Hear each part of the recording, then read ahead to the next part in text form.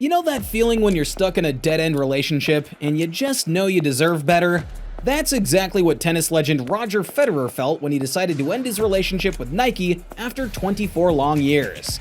Many people thought Roger was mad for leaving Nike, and at first, it did seem like that was the case. But behind the scenes, the decision was a business masterstroke that catapulted Federer's net worth and life to another level. This is why Roger Federer decided to leave Nike.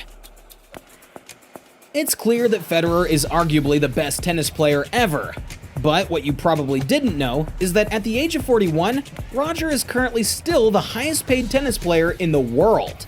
And the craziest part is that he's been holding on to that title for 16 years in a row.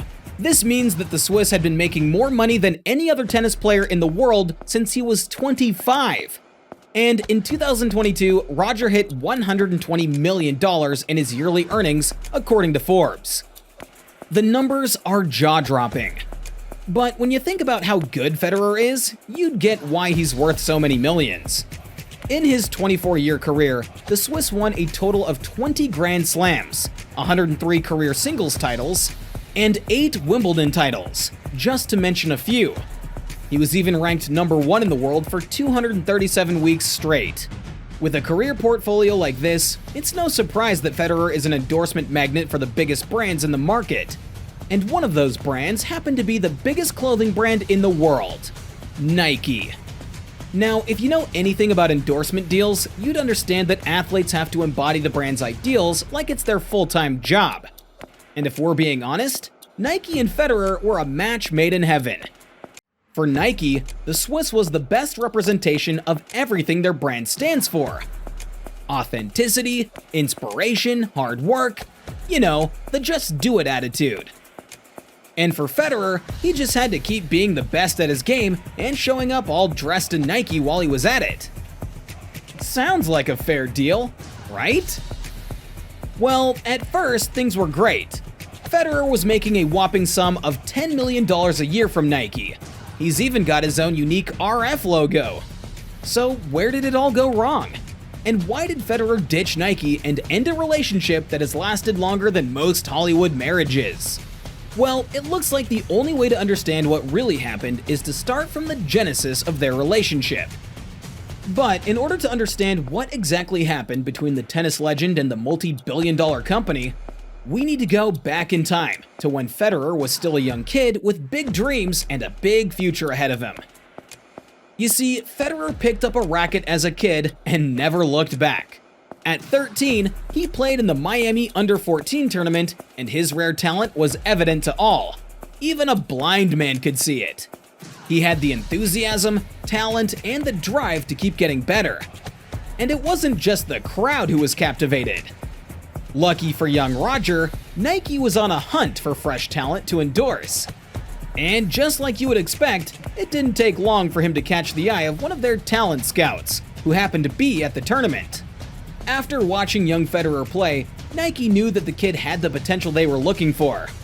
So they wasted no time in whipping out their checkbook and offering him a sweet $500,000. And if he could manage to break through, that's when the real cash would start flowing. Imagine being 13 years old and having Nike offer you $500,000. That's like winning the lottery, except you didn't even have to buy a ticket. Of course, Federer and his family were ecstatic. They accepted the offer, and the rest is history. From that day on, Federer became a living Nike billboard. He wore Nike gear on and off the court, and embodied everything the brand stood for. And honestly, it's safe to say that Nike hit the jackpot with that investment, because Federer's incredible talent on the court quickly began to speak for itself. Just 3 years later, the Swiss became the ITF World Junior Tennis Champion of the Year after winning back-to-back Junior Wimbledon and Orange Bowl titles. By the age of 25, Federer had already won 11 Grand Slam titles, attaining the world #1 ranking in 2004. In the years since, Federer continued to dominate the tennis world, cementing his place as one of the greatest players of all time. Everything was going fine for everyone. Or at least, we thought it was, until Federer shocked the entire world when he showed up to the first round of the 2018 Wimbledon tournament in a branded UNIQLO casual outfit instead of Nike's. Now, hold up. Before you get all confused, UNIQLO is a Japanese fashion brand known for their trendy, affordable, and functional clothing. In other words, they are basically Nike's direct competition. So you can imagine how surprised we were to see Roger wearing a different branded outfit for the first time in 24 long years. Like you would expect, people started trying to figure out what went wrong. And when he was asked in an interview, Roger revealed that his team had settled all ties with Nike. Now, that brings us to the question: why? Sorry, scratch that. After reviewing the terms of his contract with UNIQLO, the correct question should be, why not? You see, being a living tennis legend, Federer knew that he was worth more to brands than he would ever make playing tennis alone. And the reason is pretty simple. The 20-time Grand Slam winner is undoubtedly excellent at what he does, and every brand wants to be associated with excellence. From there, it's not so difficult to put two and two together. Having the almighty Roger Federer represent your brand? That's about as much street cred as any company can get. So companies were literally falling over themselves to associate their brand with the Swiss superstar. And Federer knew this. So, when it came time to renew his contract with Nike in 2018, Roger knew he was worth far more than the measly $10 million they were offering him. So, his team approached Nike with some new terms. And let's just say they just couldn't afford it. First, Federer asked Nike to triple his pay to $30 million a year. For 10 years. And just to be clear, he also wanted a post-retirement guarantee, in case he decides to hang up his racket early. That meant that if he retired even after just 3 years, he'd still get paid the full $30 million for the remaining 7 years of the contract. Now that's some big-time money moves right there. When you do the simple math, Roger would be earning $300 million from Nike in just 10 years. That's impressive, right? But there was just one problem. Unfortunately for Roger, Nike didn't see things his way. They didn't think it was worth shelling out that kind of money for him, so they offered to expand his RF clothing line instead. Now, Federer knew his brand would sell like hotcakes for brands. So, like you would expect, the tennis legend took his talents elsewhere. And that's where UNIQLO comes in. You see, at the time, UNIQLO were not just looking to push their smart, sophisticated tennis clothing into Europe and North America. They wanted their entire brand to be in people's faces as one of the best. And what better way to do that than endorse a tennis demigod? They had always had their eyes on the Swiss superstar. So, the second they got the opportunity, they snatched it, wasting no time in making the greatest player of all time their very own brand ambassador. But hold on a minute, there was a small problem. UNIQLO doesn't make shoes. So, when Federer rocked up to the 2018 Wimbledon wearing UNIQLO gear, eagle-eyed journalists were quick to point out that he was still wearing his classic Nike Court Zoom Vapors. And in a press conference later on, Federer himself confirmed that Nike was interested in signing him up for a shoe deal. But of course, everything was still open just in case Nike changed their mind.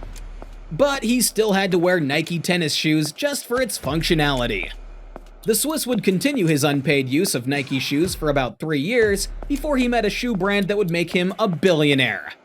And that brand was On Running, or just On for short. On is a small Swiss brand that basically makes comfortable shoes. They use a unique cushioning technology called CLOUDTEC that makes you feel like you're running on clouds. Now, with On, two things were obvious. Firstly, they were not as big as Nike. And secondly, they desperately needed to go global, while also staying true to their Swiss roots. So yeah, Roger was definitely their guy. According to the founder of On, Oliver Bernard, the relationship with the tennis star developed naturally. It all started when Federer was spotted wearing On shoes. The folks over at On took notice of Federer's love for their kicks and reached out to him. Federer himself talked about how difficult it was to ignore On, because everyone was already rocking the brand, including his own wife. So when On reached out, things moved pretty fast.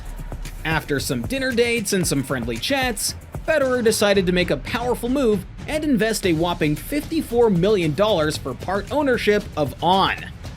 Unlike his partnership with Nike, Federer's significant stake in the company allows him to play an active role in product development, marketing, and fan experiences. But here's the real kicker.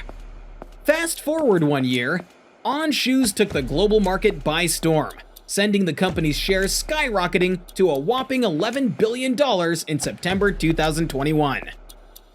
And guess who's laughing all the way to the bank? That's right, Federer, because his 3% stake in On was now worth a jaw-dropping $330 million. Soaring his net worth from $700 million after the deal with UNIQLO to well over $1 billion. And there you have it, folks. Roger's story is the kind that reminds us to never settle. Don't forget to like, share, and subscribe to learn more interesting things about your favorite tennis players.